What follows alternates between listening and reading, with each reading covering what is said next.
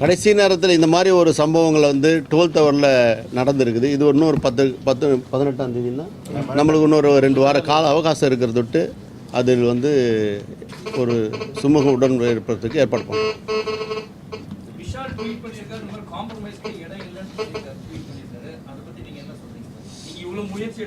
இளங்கன்று பயம் அறியாது அவர் அப்படி சொல்லுவார். இருந்தாலும் சொல்ல வேண்டியவங்க சொன்னால் கேட்க வேண்டியவங்க கேட்பாங்க.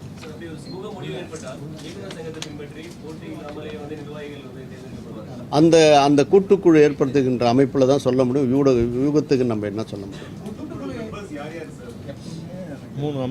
3 அமைப்பினுடைய தலைவர்கள், ஆஃபீஸ் மேனர்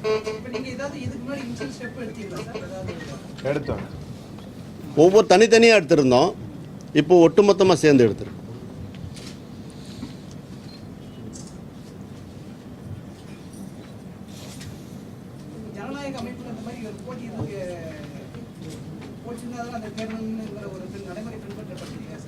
இல்லை, அதாவது திரையுலகில் வந்து இதுக்கு ஒரு முன்மாதிரியாக இருக்கலாம் இல்லையா?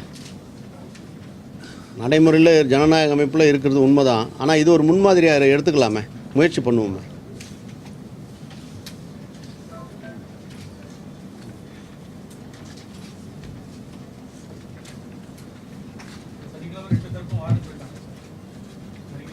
இப்போ தான் கடிதம் அனுப்ப போகிறோம்.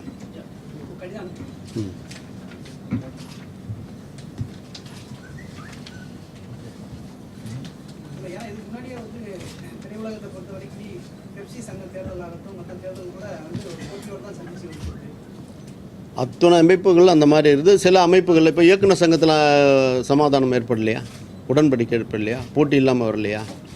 ஆகவே நாளைக்கு அதுவும் நடக்கலாம் இல்லையா?